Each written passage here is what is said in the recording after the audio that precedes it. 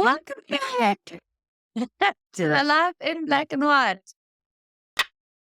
That's going to be our thing, I think. It is now our thing. Yes. So we figured that, since we have been talking a lot about politics, that maybe it's time to just have one of our normal catch-up dish sessions. Things have been getting quite tense, with Zuma now being suspended. We will get to that later in another episode. But we thought we just have a catch-up because it's been quite a hectic year. We feel like we've been just running at a rapid pace. I have also subsequently left my job and started a new one now and took myself away and all those kinds of things. So I think that's what we're going to talk about, just life and work. Listen, I think this year there's something in the air, and I was having a chat with one of my colleagues. I'm tired. I have what's this called? Fatigue. Year-end fatigue. At the start of the year. Yeah. My back hurts. I'm at the age now where I'm starting to understand why my parents didn't smile when they came back from work, bro.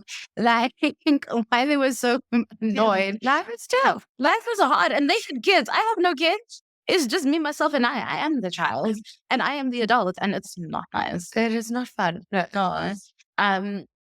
So at the state where I'm at, I think doing introspection, the start of the year I sort of hit the ground running in so many respects. I mean, so many things changed. I moved and very unexpectedly. Work started like this, and then it just kind of went like this. And I was saying to you that I don't like conflict, right? I'm just not a person that likes conflict. But if you push me, shame, then I don't have an issue getting down. But it's not in my nature to start anything ever. I'm not that type of person. And I think where I'm at in my role at work has forced me to back myself, to trust myself and to trust my gut and to speak up for myself. Because if I don't, nobody else will, you know. And I've forged really good relationships. I've seen I've seen the fruit bearing of the way that I people. Works really, it works really well for me. Because corporate is a very social game. Yeah, corporate is a very different kind of beast. Having now, previous company won't say that it's corporate, but when I was, in interview stages with the current company, and I would start talking about things in work, and they that's very corporate talk. That's not what we really do here. And I was like, what? This just feels normal though. Yeah. And then coming and starting, because now it's officially been my first week, I'm okay, now I see what you mean. But it's not corporate. I don't know. It's so hard to describe until you're in that situation. But I think I was talking process and procedures.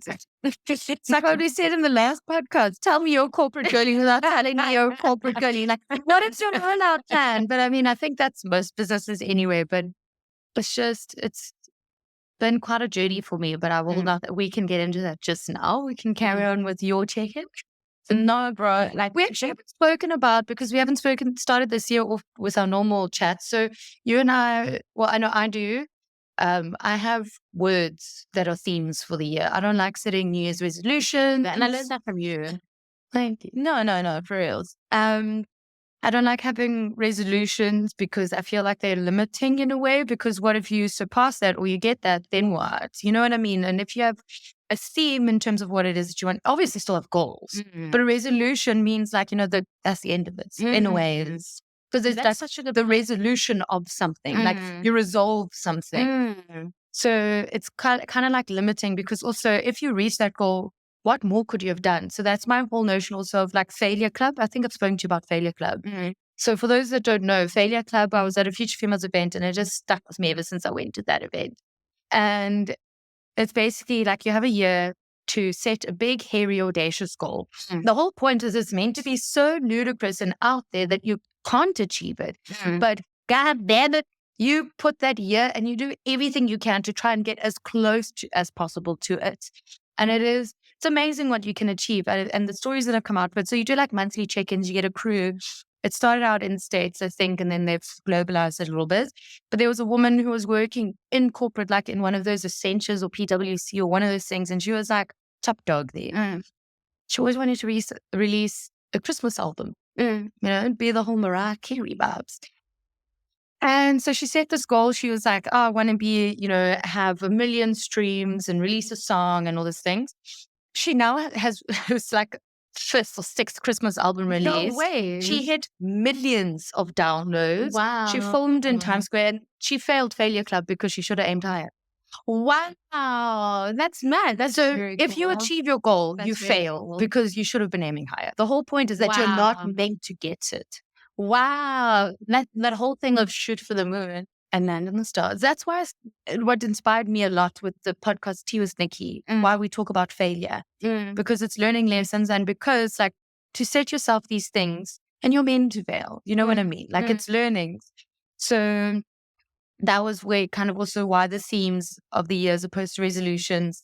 And I mean, I've said myself, like I do it for work quite often. So the 1 year, the previous job, I set quite a large number as a goal in terms of billings, because obviously in sales and whatnot. So I didn't get the goal, but I got very close. And I was just like, this is the power of Failure Club, because I was just like, I am going to get this number. And I didn't get it, but I did well to get as close to it as possible. But that's the thing about you though. Like if I think back how different our lives look as opposed to like 5 years ago. Yeah. I mean, 5 years ago you were just starting at your old company, and I was where I was. I don't want to mention the company, and you were on this exciting new journey. Mine started off quite exciting and it changed. But the thing that you taught me when you were at Salt, and I've never forgotten it, you always said that your environment was so healthy and you were encouraged to dream, you were encouraged to grow. And that I felt at my company like wasn't like that. Yeah. And that also speaks to how beautiful female relationships are. And I know this is not the point, this is just a catch up. How beautiful female relationships are and beautiful female friendships are, in that like your friends are meant to inspire you to be better, right? And they're meant to, if you share your dream with them, they're supposed to go, or well, in this instance, they go, no, but like, okay, cool, you want to do this, let's do it. You know what I mean? How can you be better for you and show up for you? And if I think about like how we've had our check-ins through our different seasons, where you started at Salt and I started there and then moved to my current role, and I didn't think that I could do it, and you were sending me all these roles that you thought that I could apply for, and I didn't see that in myself. All the roles that you were sending me, but you were saying to me, Fred, this is where you're supposed to be. And then I got the role that I'm currently in now. Not from me, though, not from you, but your affirmations. Yes. So that's a valid thing to have to say. Like through your affirmations, you and Sia like held my hand so much through that process, and it was not a nice process for me. But then when I started, like our check-ins daily were everything to me, and they still are. Like we do daily check-ins, we do Monday motivation, and that started 5 years ago. I've gotten send screenshots of literally like motivational quotes, because I have an app called Daily Quotes. So more often than not, I do go on it as well for like journaling reasons, because I like to write the quotes down. And so every Monday I take a screenshot. Now you also take screenshots and send me the Monday motivation, because Mondays are hard. Mondays are hard days, blues, and you're like, oh, I just had a weekend and I finally feel like I can start relaxing, and now I have to start work again. Yeah. So I just thought Monday we need something that's a little bit of a pick me up, like, you got this, girl. And then Friday motivations. Affirmations. I get the two wrong constantly. Yeah. But I will say, like, I remember when I was still at my old company, I had a chat with a client about how we friendship, and she said it was really healthy.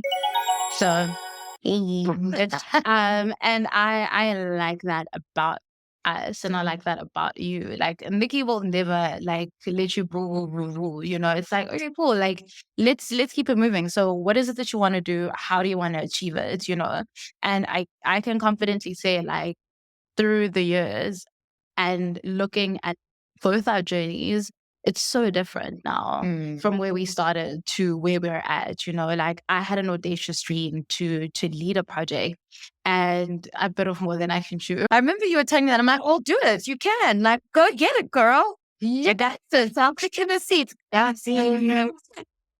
God, you want something, right? And then you get it. Careful what you wish for, bro. So they always say, be careful what you wish for, because when it's there, it's there. Just trying to. This mic started turning. It was dancing to the news. I'm just trying to make sure. There we go. Stabilized. I remember when I got my first project and I had to lead it. So I'm on my third one now, and they've gotten bigger. And yeah, I did a pilot for a project, a small little pilot. Then I did a little rollout. And then I did another little pilot for the company that I work in now. And I'm doing like a big, big, big chunk, big piece of work. And listen, when I got that piece of work, I was like, this lady does not like me. This was my boss. I've said this to her, so I'm not gossiping. I was like, this lady does not like me, because why would you think that I can do this? Think that I can do this? I'm just talking a big talk, but even now, me, I'm small. Hey, I'm a child. I'm just a baby. But I'm still a children. I'm still a children, bro. And it's a very technical piece of work. It's all techie, tech. But I enjoy pieces of work like that. And it's been really hard, like lots of sleepless nights. But when I look at where I've started and where I am, I'm very proud of myself. And you should be. So, as we were saying, before we spiral, we always do it. The reasons for words. So it's not limiting and whatever. And it's things that maybe you specifically want to focus on in yourself. So I'm quite an impatient person. And when I say I'm going to do, Sleeps can attest to this. So this is why I'll get to why I think this was a really important word for me. But if I say something, I'm like, cool, I'm going to do this. I do it now. I don't wait time. She's Beyonce. Listen, Nicky doesn't say, and next month I'm going to do something. And no, she tells you the plan. Then by next week, it's action. She's very goal orientated, and she's very execute orientated as well. A-type personality to the A. The A. The tipping point. Here's the A. That's Nicky. That's my friend. So one of my words for the year was patience. Because not everything happens at my speed and at my rate. And I think also because so it's also, I think, an important topic to cover is about moving jobs and when is the right time and things like that. And I knew this is also, again, no skin or anything, because I did sit down with my boss and the leaders last year, and I said, I'm starting to want something different in my career. I want to go into tech. I've always had an affinity for it. I had an inkling. It fascinates me.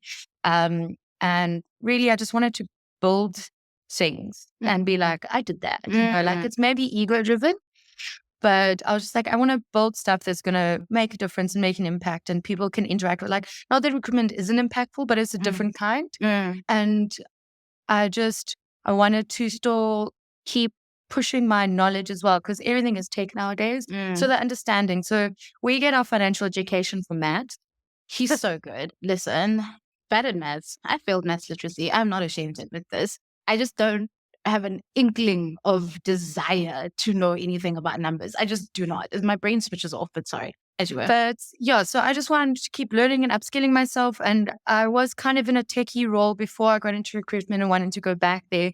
So I spoke to my boss, expressed it, and I was just like, cool, I want this change to happen now. Because it's obviously when I think about something, it's been on my mind for a while. And when I decide to take action, it's not on a whim. I thought about it, I've action planned it, I've done the pros and cons list, everything.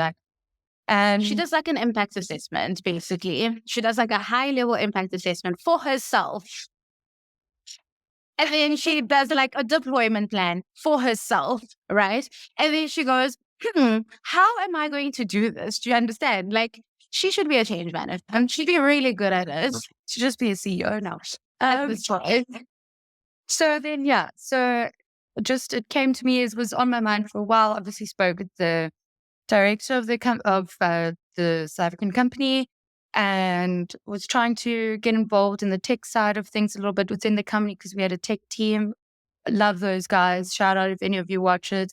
Y'all the best. Still helped me this week as well because I was having some problems with my apps because it was still like controlled, and they just called me. He was like, "Thanks, like how are you?" I'm like, "Good. I haven't spoken to her in like 3 weeks."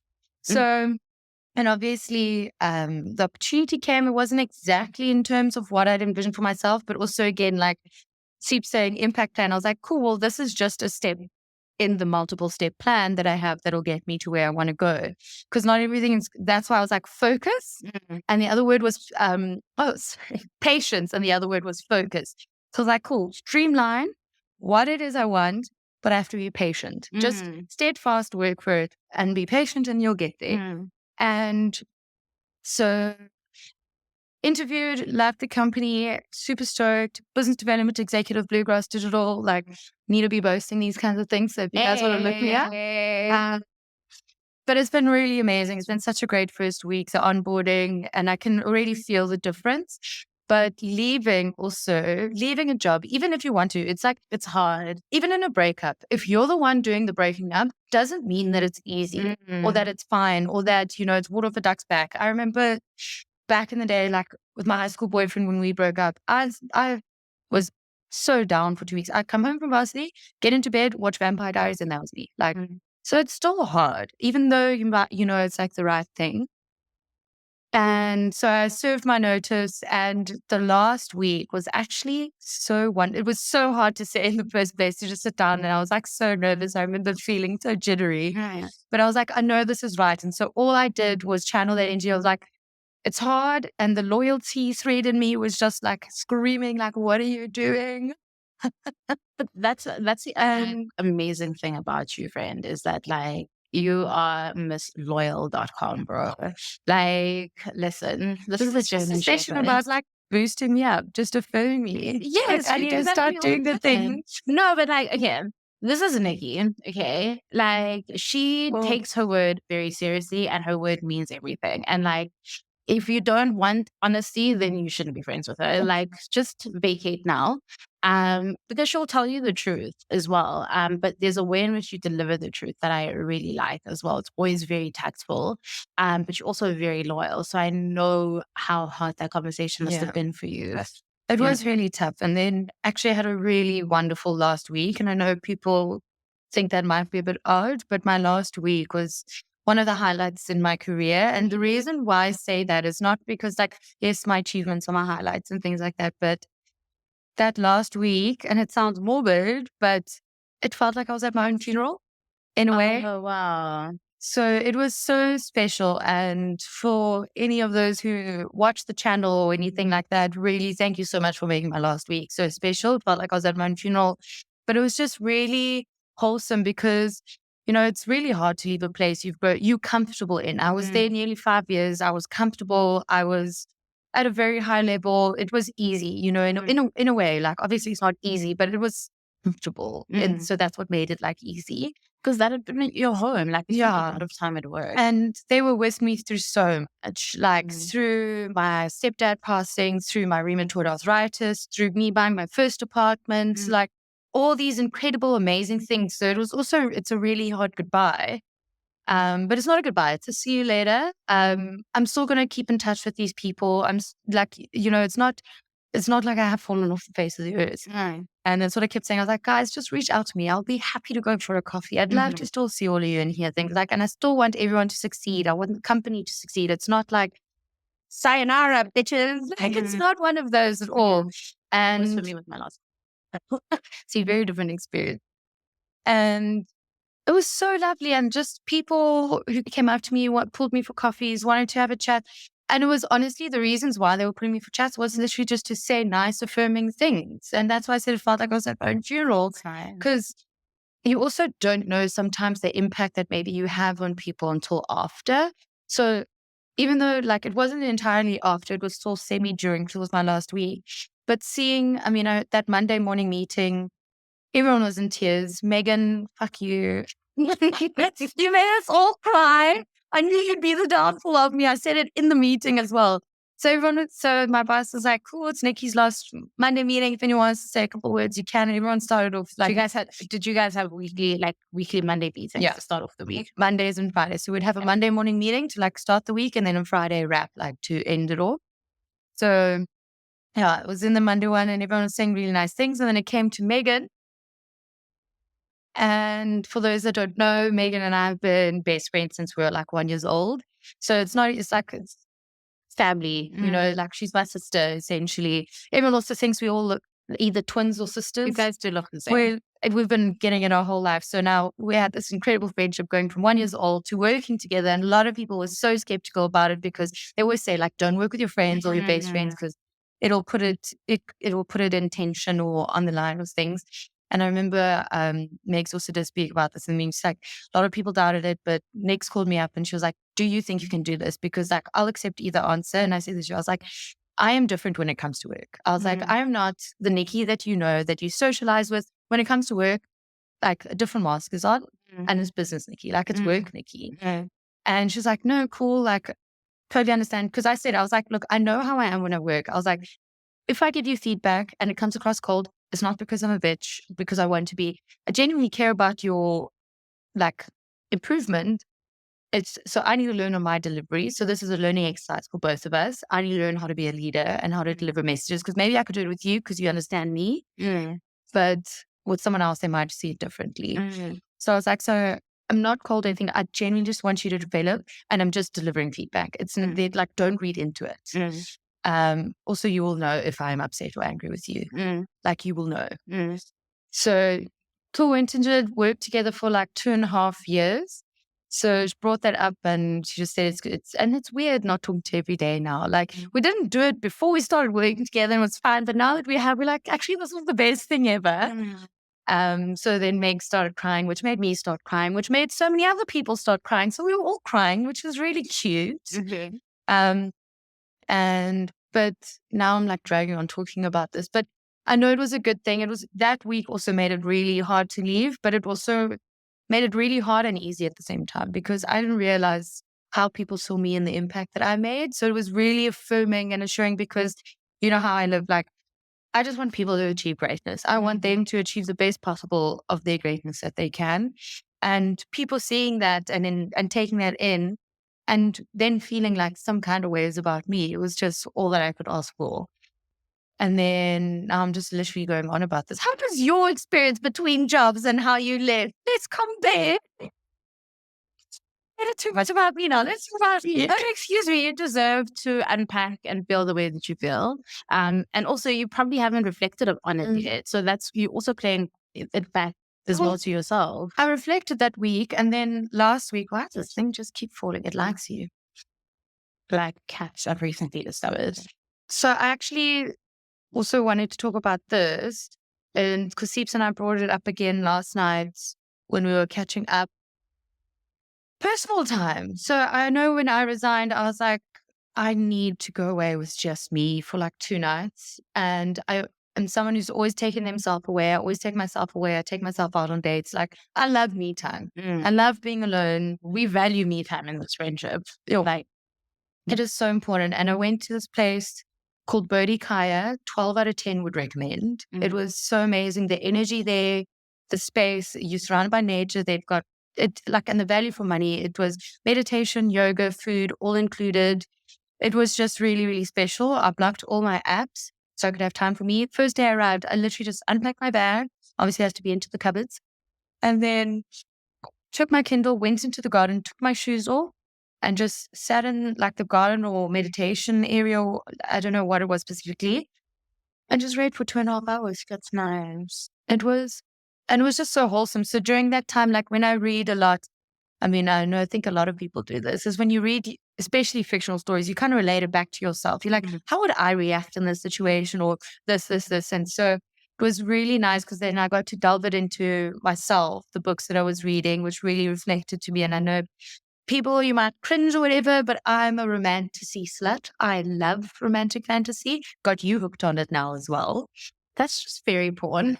Pretty much. But it's so beautiful. The character development, everything, the story, like you connect with the Yes, characters you do. so much. Yes, you do. Because it's like you need a release, bro. Everything doesn't have to be serious. Everything doesn't have to be deep.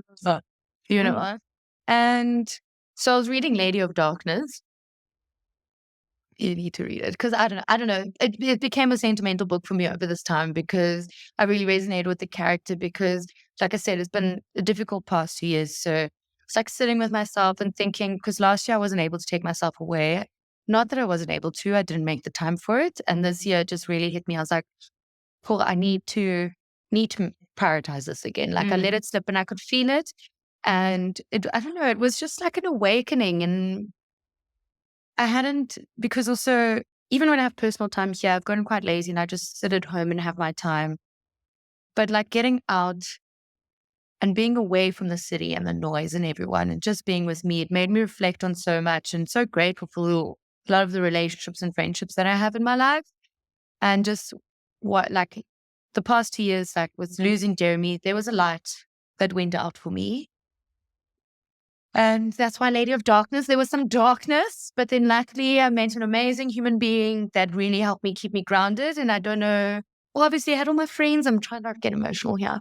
I know, I can see it. And I feel fine, like hug you. It's just trying to be It's just going to make it worse. Yeah. But like I said, amazing friendships, obviously you, and then the others, you guys know who you are, keeping me here. But I think obviously my partner, no, he did want to shout out. Not, he didn't know we'll be talking about this. It's in the next episode. You'll see. Love you. Yeah. But it really helped keep me kind of here when I started. What is it when you like, not recluse almost, like when you go like fall into yourself. And like I put on this mask that I knew, well, I thought that I knew what my family needed, and I still do stand by that decision. But then it repressed me so much that I didn't feel it. So it would come out sporadically, and someone who would just sit with me through those times, because that's all I need. I just need someone to sit with me. I'll figure it out and just stop me from spiraling, because I know I could have easily gone a different route. And then the rheumatoid arthritis came, which also knocked me in, like someone, and I know a lot of women resonate with this as well. It's like body dysmorphia and body issues. We've all had our gripes and eating disorders and things like that. And then getting to a point where I was so happy and so confident in my body and worked so strong, because first the pill fucked me up, made me put on weight that I couldn't shake or anything. And girls, like when you get beer, it's not a fun time. You always hate it. No, it's not fun. And my skin was fucking all over the shirt. At least it's like, if I had to show you pictures, you would be shocked, because I've forgotten even how bad it was. Because I look now and I get a spot or two and I'm bleak. Sure. And I look back at what it was. And yeah, so then now the rheumatoid arthritis, the inflammation feels like my body was like failing me in a way. Like, why are you doing, like, not treason, but it's like traitor. Like, yeah, it betrayed me. I was like, I've worked so long and so hard to get you to this point where we are happy as a unit. And then this happened. And then again, it's like there were moments where my hands were so sore I couldn't even pull the blanket over me, and I would get cold-eyed to wake Matt up. I couldn't put my shoes on, so Matt was helping me put my shoes on. So it's like those kinds of little things, and never made me feel bad for it, never made me feel less than. And if anything, he encouraged me more. So it was like going through all of those things and all those little moments, because it was like two hectic things to happen in the past 2 years. And like just as I was recovering from the grief in a ways, because that grief still sits with you anyways. We'll never leave here. And then that happening, and like looking back at it now, those 2 days, and I know it sounds like, how did I get all that in 2 days? But it's obviously stuff that's been on my mind for a long time. And yeah, I look at it now and like, there were things that I needed to do and needed to go through to get to where I am now. But I say to you, like spiritually, I don't know, something was just saying to me, the tarots that I've been getting this year, and even at Bodhi Kai, I got a massage and a one drew two spirit animal cards for me, which was, she has like a bird deck, I think. So one was doves and it was talking about balance, peace, love, and unity. And it was like talking about an imbalance. And I was like, I think it's to do with my personal time, me not balancing that out properly and making that time for myself. And then there's other balances. And there was one, the warbler, and this is now the second time I've got it in readings about me using my voice or something or the other and those kinds of things. And when like on my exit, so this whole past month has been so spiritual for me in a ways, because I was like, I'm finally feeling like I'm listening to my gut again and to my intuition. And then this is now like using your voice. And then now recently did a tarot this week where I got High Priestess for future, and it's talking again about just trusting your intuition. And I was like, the universe is really talking to me right now, because it's like 3 separate occasions, all talking about voice and intuition and trusting that and that gut.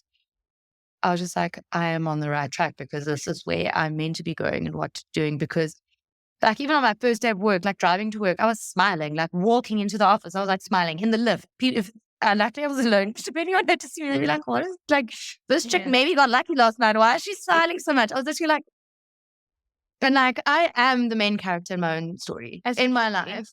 And Your life, what's like, it supposed to be? You mustn't play small. yeah, and my theme track at the moment is Gwen Stefani, What Are You Waiting For? Because look at your watch now. You're still a super hot female. You got a $1 million contract and they were waiting for your hot track.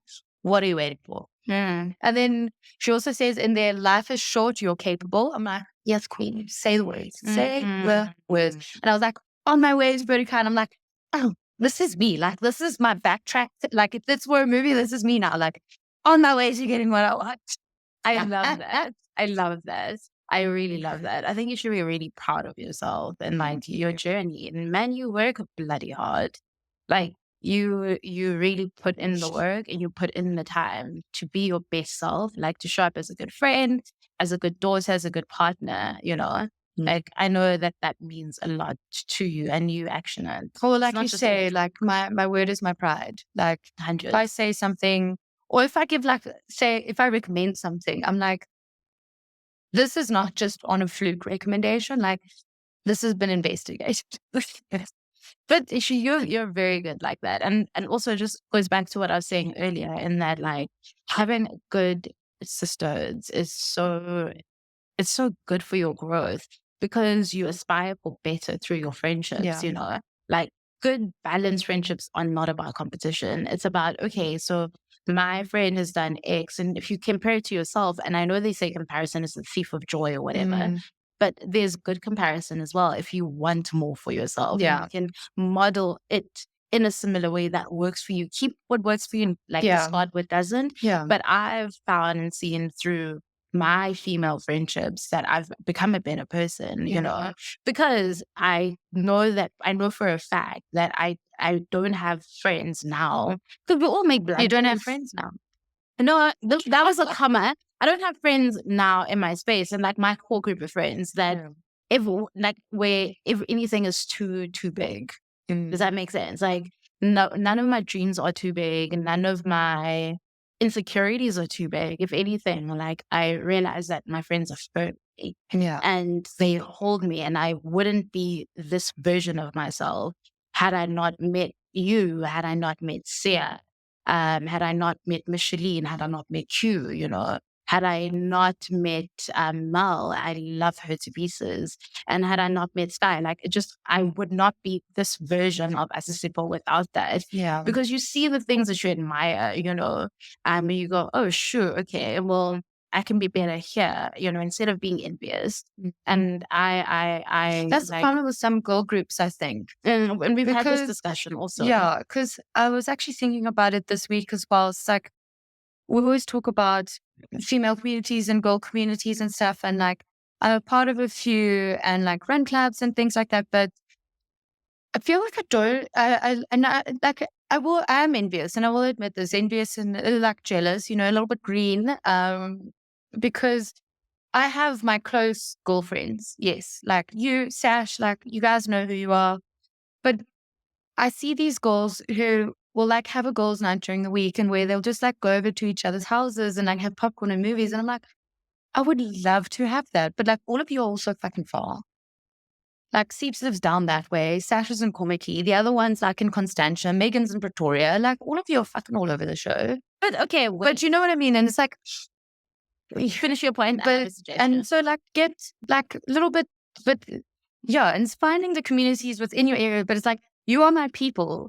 I just wish that I could have you guys around more and so that we could all do stuff. Because also I see when you guys are all together, you all love one another as well. And I'm like, this makes me so happy. Like when you tell me you and Sash chat and send messages, my heart melts and grows 10 times at the same time. Such a longer than I've known you. But Still, like, still, I love you. But I've known Sasha since grade 10. So, like, there isn't a pre existing relationship I know, there but anyway. still, You know?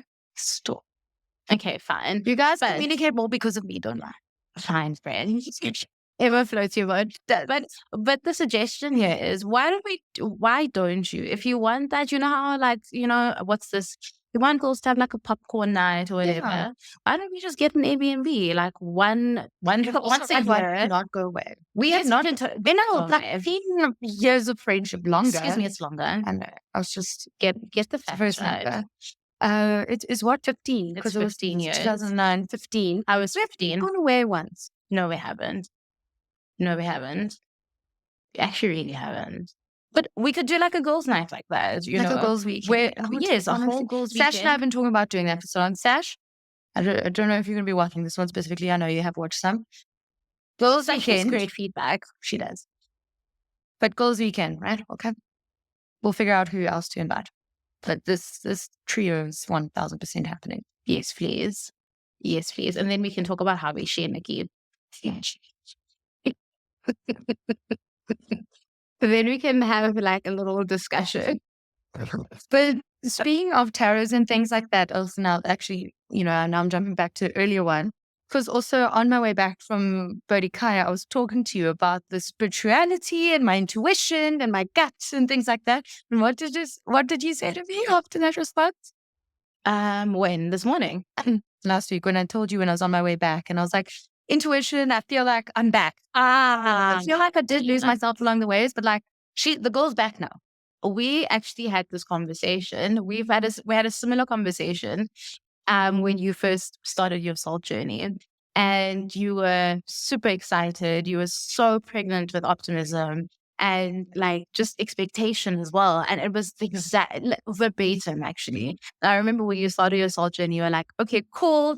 I'm doing this, I haven't felt this good since I went to England. And if you remember, like, because the last time you were that energetic prior to that conversation that we had 5 years ago was when you were in London. Yeah. I mean, when you lived in England. So you were referencing that journey. And I thought it was so profound in that I was like, shit, Fred, we've had this conversation before. And every time we have this conversation, you fuck shit up in the best way. Well, clearly I love change.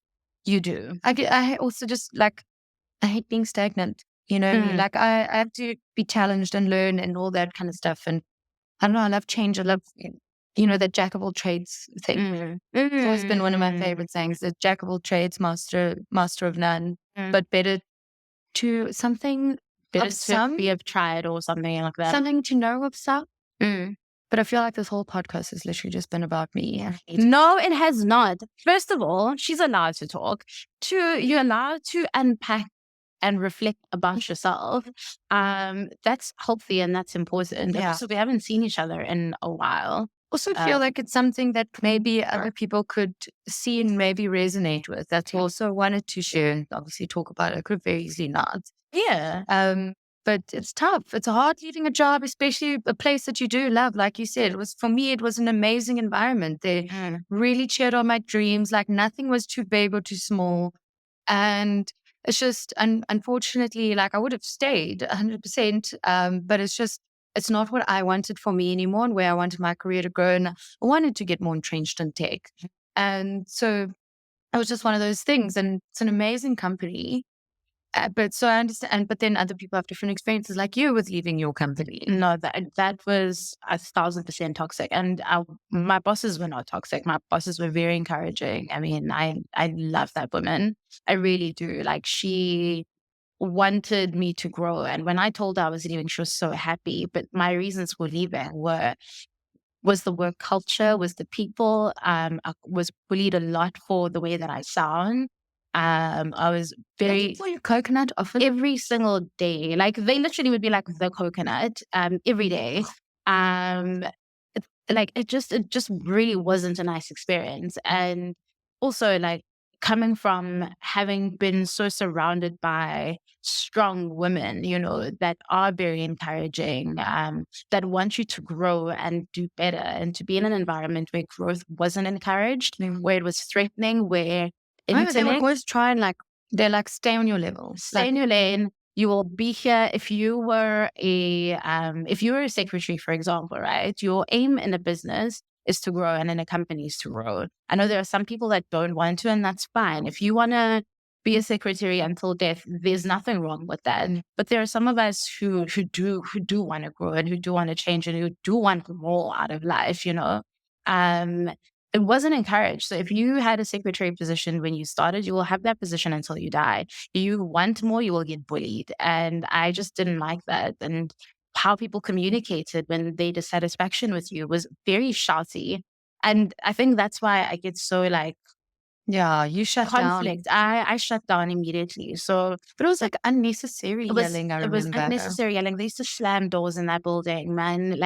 I just remember there was one time where there was a door slam, and whenever the door slammed, your body would just react somewhat instinctively, because you knew something was coming. Yeah. Even if it wasn't you getting shouted at, but that tension throughout the entire building would be short. It would be intense. And I remember saying to myself, I'm going to do this for 2 years, but it was not going to exceed that.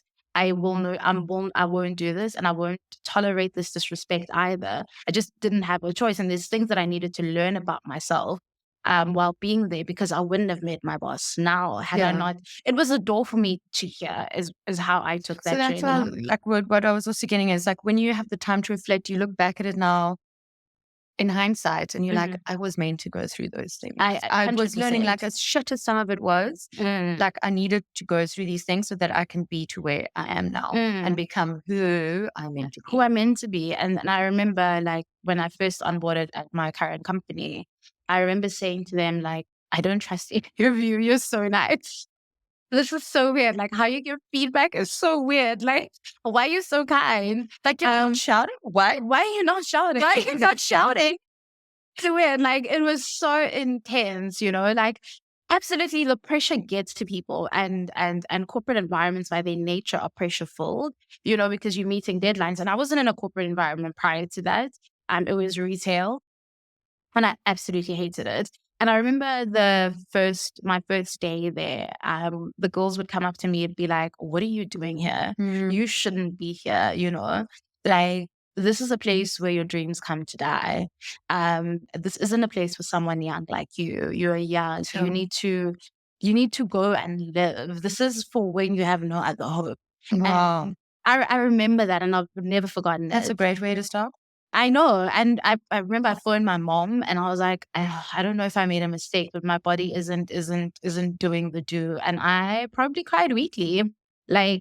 Weekly. There wasn't a time where I smiled consistently or was happy consistently. And then at the time when things were falling apart at work, my personal life was falling apart, and I had to pick a struggle, Yeah. I can't be unraveling on all ends. I'm going to pick the unravel that I can handle at this point, and then go from there. And then I started my current job, and it was fully remote at the time. And that was a process in itself, because I was used to seeing people. I was used to asking for help if I could. You just walk to somebody. It was also during COVID. And that was very difficult. And then we eventually went back to office, but I kind of found my footing, but 6 months later. So for me, the change was difficult, because one, it was a completely different industry. It was speak that I'd never heard in my life. The role itself was entirely different. The role itself, because you were in sales and you went to a change management role. I went to change management. I'd never heard of change management before I took on this role. I didn't even know what it was. I'd never met a change manager before. And my current employer was like, "I think you can do it." And I was like, "I think you're smoking drugs." Give me some. What are you having? What are you having? And I didn't know what was plotting, bro. I remember my first meeting. And now you're here. Now you're plotting. I am a change lead on a project.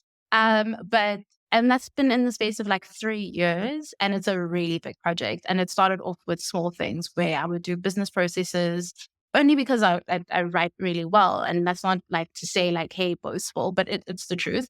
I write really well. So I got to understand the business that I was in and the business unit at the time. And then partnered with somebody who really changed the trajectory of my change management career. And that's Q. Partnered with her and I saw how Q worked and we had a very good way of work. And I remember at the time we are doing like a really big project within the business. Yeah. And she was like, listen, we're doing these 2 projects. I no longer have capacity because I was basically assisting her at the time as an administrator. And she was like, can't. You need to now run with this. I'm going to run the other way. And it was like sink or swim. And I had no other choice but to swim. Came out on the other side of that. And that I took those tools and I got another project. And even with that one, I was like, this lady hates me. I don't know what is happening here. It's very technical, but oh my God, I'm going to unravel. And I unraveled. But my team and the girls that I work with were incredible. Like their support is like, it makes me emotional because I come from a place where you weren't supported. People didn't care if you failed. In fact, they wanted you to fail. If you succeeded, if you succeeded, it was a threat to them. Whereas I have this incredible group of women who just like egg you on and support you, you know. And then now I'm by myself and I don't have them in the sense that I'm completely alone in my project with my boss. But it's all different dynamics, you know, like sure. Project work is hard work because you're dealing with people. And if you don't anchor yourself in knowing what it is that you're there to achieve, you can get emotional about stuff that you don't necessarily need to be taking on. But it's all about adulting, and adulting is shit, but we try. Yeah. It's like, it's hard. So I think we're going to cut it here. Although, no, we could talk forever and ever. And I want to just leave it on this note because it made me think about, you know, your intuition and gut and trusting that. And I'm going to link this below, but there was a podcast I listened to. I really like The Diary of a CEO with Stephen Bartlett. I don't know if you've heard his stuff, but he had a neuroscientist on it, Dr. Tara Swart, if I'm correct. But she links basically science and spirituality in some of the things she says. I don't know if that's her main objective, but her next season, she was saying it's going to be talking about like old body wisdom or old wisdom or something like that. And so it is actually also, she is tying spirituality and science basically. But she says gut instincts and gut feelings and intuition is a real thing. It can be scientifically proven. And why it is because what happens is that there are nerve endings and nerves in your gut. And when you experience something, it goes through the nerve channels and it imprints and leaves an impression in the gut. So when you get a gut feeling about something, it's literally a reminder of something that you've previously gone through. So it can be good, bad, but that's why they say like, trust your intuition, your gut, like your body knows this. It's literally your body speaking to you and your mind. Because you might have forgotten what the thing is, but if it's a similar circumstance, it tells you. Oh, wow. So listen to your gut and trust your intuition. That is what I'm taking for. It won't steer you wrong. That's what I'm taking for. But really listen, don't think like, oh, this is what my gut is telling me because your brain is telling you that that's what you want your gut to say. Actually, listen, don't be delulu about certain things. Be delulu about what you want to achieve in your life. You know, say you're going to be the best at something, be delusional in that. But when it comes to certain things where your body really does tell you, remember I was saying to you, we had an offline conversation where you said, there's this person and she's really, really nice, but like there's something about it that just reads very off for me. And then I said to you, trust your intuition regarding that because it's a gut feeling. There's obviously something like nothing wrong with the girl, lovely girl, very sweet, never done anything to me, but something just feels a little off for me. And I mean, it doesn't change my life or bother me. So I'm like, cool, live your best life. Go on, do the great things. Every time I felt that way about somebody, they've shown me why. Yeah. They've shown me 100% why I had that feeling to start off with. So you need to listen to it. Yeah. Last thing I want to say as well, because it also just made me think of that. I saw online where I can't remember what it was about. It was definitely on something to do with one of the atrocious things that men do to women, like one of those woman for change pages or something or the other. It was along those kind of lines. And it was talking about always learned to trust Black women. if they don't like someone, because there's a reason and they always end up being right. Mm. Someone said that like in the comments, they're like, you got to listen to like black women Are you when they talking say about they me? don't like someone. Yeah. Yeah. But sometimes you are Delulu. Okay, fine. I see the best in people despite my Which is not the guys. wrong thing. Which is not okay. So this is black and white. I am like, yeah, they're not that bad. And then Nicky's like, are they? You know, and she's usually right. Because I look at people like this. I'm always like, oh shame, you know, that's Oh, my birdie with the Julie. broken wing. Yes, yes. And I have way too much empathy and it's landed me in trouble a lot of times. Me and Sasha. We're very similar like that. If Sasha is like the Sasha that I know from high school, then she hasn't changed much.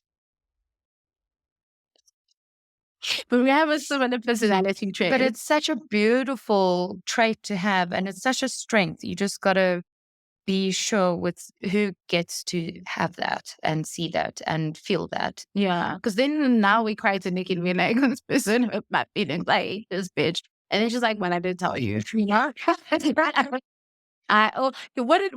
Oh, I got into a fight. Okay, this is the last point. Okay, yeah. Then I had a bad fallout with a childhood friend, right? And she'd met her at my birthday.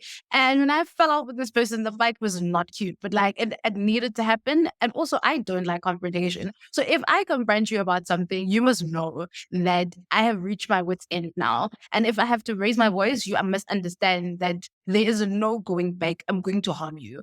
And not like but with my mouth, okay? Because I've got a smart mouth. Just don't push me.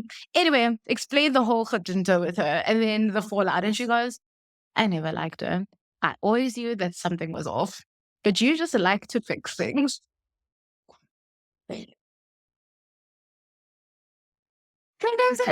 You know, you got to also just like, my mom's always done this with us. It's like, although I might know, I can't make you do something to change. I can say my opinion, but I got to let you run with it and you'll learn. Yes, yes, yes. But she's better now. And she's not Bob the Builder anymore or Barbara the Builder. I've got my own construction site. I'm Barbara the Builder for myself. And I've like sharpened my tools of like sussing people. Just see you. Good. Okay. That's it. Well, yeah, that's it. Oh.